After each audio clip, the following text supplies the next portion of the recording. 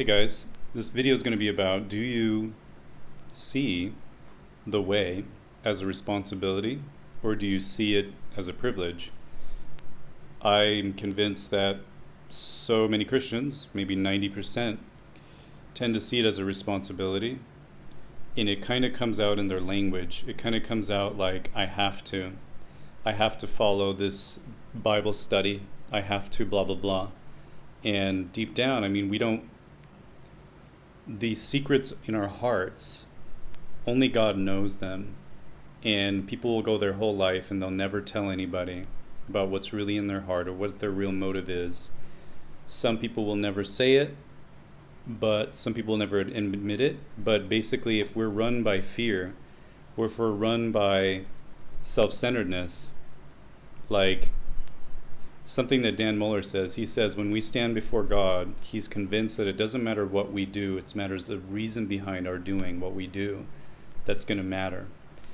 And if we live with the gospel and the way and the truth as a responsibility, a responsibility in order to blah, blah, blah, this is going to shape everything about us. We're going to become religious. We're going to be worn out, and we're going to accept that this is the way that we are. And again, I see a lot of Christians, they are worn out, but they say, yeah, but we're meant to suffer, and so it's fine. And there's a huge difference between suffering because you're hurting or suffering for others. And so when we see the gospel as a privilege, when we see it as this amazing gift, which it is described as a gift, when we see it as joy unspeakable, which it's described, when we see it in the way that it's described in the New Testament, basically the biblical way, as an incredible gift, not by works, nothing else, it's just a gift, and we see it therefore as a privilege, we might dare to venture, despite all the world's opposition, all that we've been taught, we might dare to venture to believe that actually maybe, like my channel says, maybe God feels good. I talked about this a few times, but I asked God a question one time, and he said something, and he could have said it in a way that just was like, you know, and I would have been like, oh, that's kind of like what our earthly fathers do. Sometimes, no, you mer, and then we feel bad, oh. But God was telling me a life-changing thing, and when he did it, it felt amazing. He accompanied this rebuke with this amazing feeling to convince me, again and again, to convince me that he feels good. I don't know, that's the best way I can say it. He brings peace. He, in the English language, this triggers people, but there's a reason, is because all these words have been changed, but all these words have been, the connotations have been affected by our society and culture, but following his way heals, like Jesus healed. Getting rid of sin from your life sets you free. And so I'll just tell you what happened is I was praying to God in a way that I had learned recently, because when he showed me that this is the truth, that actually the gospel is a privilege, and he showed me that when you follow God, you're getting rid of sin and you're choosing righteousness, it brings benefit, it brings health to the body, it brings, laying down your life is basically laying down everything that you were not created to be, and you're choosing this new way that's actually functional and healthy, and it's it's almost too good to be true that people just can't seem to believe. And I couldn't believe, because I've been told all my life that it's a responsibility and that you're supposed to get rid of fun, you're supposed to get rid of the idea of feeling good, you're supposed to get rid of and just call it lusts of the flesh, call it stuff that you really don't care about. But everybody wants to feel good, everybody wants to have good experiences, have a good life, have wealth, have I don't know about wealth, but everybody wants to be at peace and feel good. Let's just say feel good. Why do we want to go to heaven? Why do we not want to go to hell? I've heard hell testimonies, and I also have one, where it's the most tormentous feeling. It's the most tormenting feeling.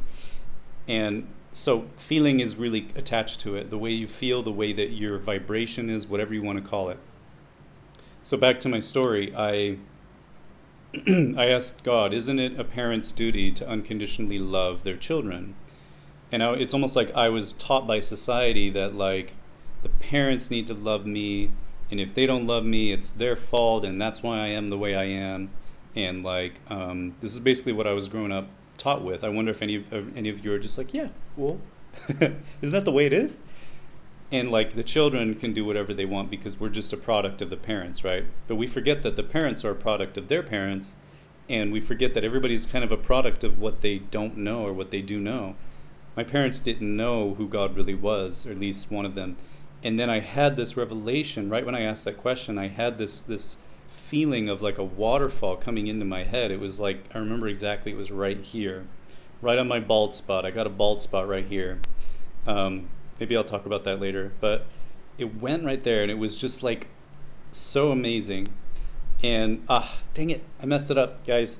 What I was talking about before is when I was praying this prayer, I was getting myself in this kind of belief in this communion with God that is based on joy. It is based on I don't like to say it, but it makes sense. It's like feeling good. It's like it's based on believing what the gospel says, that I'm a son of God, that I'm forgiven, and all this brings, it's like my feelings are a testimony to what I'm believing. Like they come from the belief. So if I'm really in faith, I'm going to have a smile on my face. I'm going to feel filled with this kind of whatever, power, love, whatever. And I'm starting from that place, and I'm in gratitude, and I'm declaring his goodness and all this stuff. This is the kind of prayer I was making at that moment. In that moment, my mind is not filled with the lies. So it's very clear. So I'm able to connect. I'm able to communicate with truth.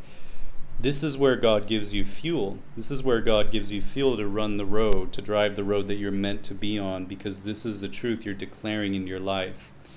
And it's contrary to what religion tells you, where you have to bow, you have to like be dependent on the church, you have to be dependent on the leader, you have to go to the altar and cry. That's how you pray or something, I don't know. But my life changed when I made this shift. It's a privilege. It's a joy to connect to God. It's an amazing privilege.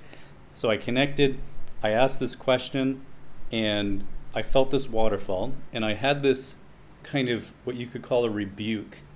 It was like, he said, isn't it a son's duty to... he said, isn't it a son's duty to unconditionally love his parents? And he said that as he was doing this download, and it was like, I don't know if it's a download, but it was like a waterfall going into my head, and it felt amazing. And it just reaffirms what I had been learning, that the world doesn't want to admit or see. Sin feels bad. God's way feels good. God is all good. Sin is all bad. It's black and white. It's very simple, very clear. Love, hate. Good, bad. Good for you, bad for you. Feels good, feels bad. Getting rid of sin, despite what all the lies we've been living with, feels good, okay? And you'll be feeling good about yourself. You'll see your value. You'll see all this, and you'll have a relationship, and you'll be out of need. You'll be out of darkness. I could go on. So it's like he was affirming that. Anyway, so when I had that revelation, I was like, wait, what? Nobody taught me that.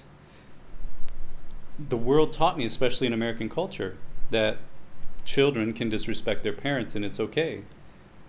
I grew up with that. And Jesus's way may not be what society tells us. It may contradict the culture. In fact, it often does. And it made me realize the great power that even young people and children have in their family. Like, look at the power that God, through being saved, puts on us, and if he actually gives us the privilege to step into that power, to be able to love people around us even when they're not loving us back, to forgive as he forgave, it's such a more powerful place than being a victim, you know? So anyway, this experience just reaffirms what I had come to believe, and I'm telling you, this is when my life changed. Not at that moment, but leading up to that moment, where I realized that it was a privilege, not a responsibility, and that made me totally change my prayer, the way that I pray. That totally made me realize that what he'd been showing me all my life is that my supposed need that I seek, that you and I seek, that we wake up for, like we wake up in this kind of survival mentality. What is the real reason we're waking up, right? What are we really living for? And if we're really living for getting something, this is basically living with the belief that is contrary to the gospel. Like, we can sing the gospel songs and we can say, "You're all I need," and we can sing all this stuff. And it's just such a paradox, because if you say, "You're all I need," like, you can be singing that in church, and then deep down in your heart you're wondering, how can you be all I need? How can you satisfy my need for ABC, food and all this stuff, food, relationship, friendship, all this stuff? And yet at the same time, he says, seek first the kingdom and all this will be given to you. Seek first the expression of him, which is love, right? Seek first to become what he's given you, to become forgiveness, to become love.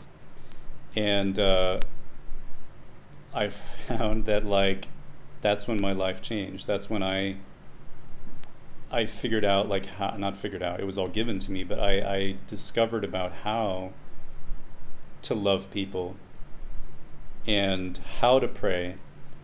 And it's not a responsibility. Like, there's so much freedom in making that your goal. And even the idea of it's one way, which is amazing and perfect and simple. When you wake up in the morning to live kingdom. Now, this is one thing I would like you guys to input on. If you guys have gotten this far in the video, what do you guys think? Am I wrong? Am I right here? I think I'm right. Love the Lord your God with all your heart, all your soul, and all your mind.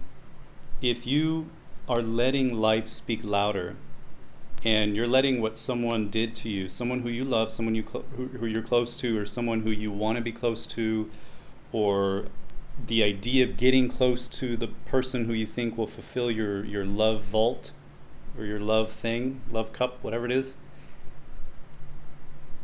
Let's keep expounding. When you see evidence that suggests that you will not reach that person or whatever who will fulfill your love thing, or maybe when your business fails, which shows you will not reach the money that you think will make you worthy of receiving the love. It's so sad that some guys think this, man, that you'll be worthy. In China, they think this a lot, I gotta be rich and then somebody will love me. It's what? So yeah, whatever. If that is determining your disposition, is that not idolatry? And is it not freedom to say and to believe, hey, I'm full, I am in love with God? And not say, but yeah, declare and believe and make that your goal. And when you're in that place, everything else comes to you. And I've seen that as well. You're letting go of everything. You're letting go of the need for everything else. So it's what I'm saying is just so contrary to what we've been taught in society. And I hear men, there's only a few that I know, who are really alive in the spirit. They're really shining, and they're always shining, and they're always healthy, and they're always having miracles around them. They're always healing people. They're prophesying. They're having words of knowledge. they are saying the same thing, is that when you have something matter more than what matters most, that's idolatry.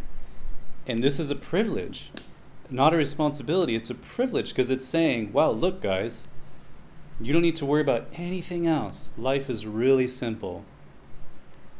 You're connected to the source of love. Believe it.